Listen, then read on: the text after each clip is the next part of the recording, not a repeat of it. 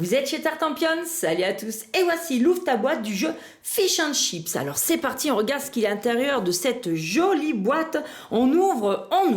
On a 3 grands tapis de mousse qui vont composer votre aire de jeu. Alors regardez, c'est impressionnant de voir comment ça a pu être imprimé sur cette mousse tissu. Et puis je peux vous garantir que ça pèse son poids, donc ça va bien plaquer sur votre table. Donc ici, c'est le point de départ. On est un petit peu sur la plage. On a le liseré qui montre que ça fait une deuxième partie. Et justement, là voici la deuxième partie. Elle se situera au milieu des deux autres. Il y a donc 2 liserés noirs. Regardez de plus près comment c'est fait, on dirait un tissu qui est collé sur un caoutchouc. Donc vous voyez, ça va être quand même assez costaud. Troisième et dernière partie, les eaux plus profondes. Donc on a une zone plus foncée. Mais il n'y a pas que ça dans Fish and Chips. Regardez ce qu'on retrouve à l'intérieur de la boîte. Séparément les 2 règles de jeu. Donc vous les lisez en français ou bien en anglais. C'est vous qui voyez. On vous présente ici le matériel. Et puis ensuite, eh bien, vous avez tout simplement comment jouer, compter les points, les règles du jeu, le déroulement d'une manche. Vous voyez, c'est un tout petit livret. Il n'y aura pas grand chose à lire avant de pouvoir vous lancer frénétiquement dans le jeu. On a 2 sachets de palets, les palets verts et les palets rouges.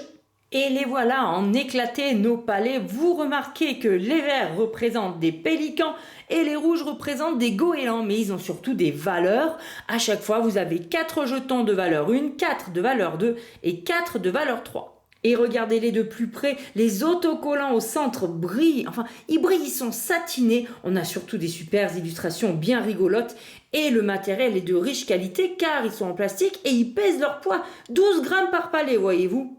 Et les goélands ne sont pas en reste, eux aussi ont leur propre personnage, assez roublard d'ailleurs.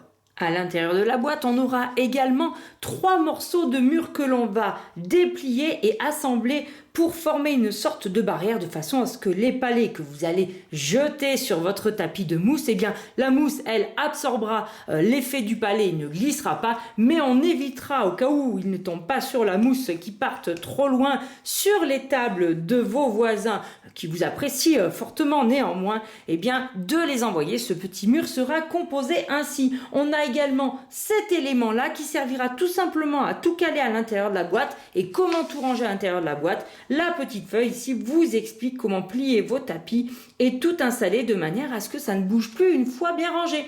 On retrouve également 3 grands ronds en forme un petit peu de sous-boc avec de magnifiques personnages. Ils sont recto verso et ils se dépunchent quasiment tout seuls.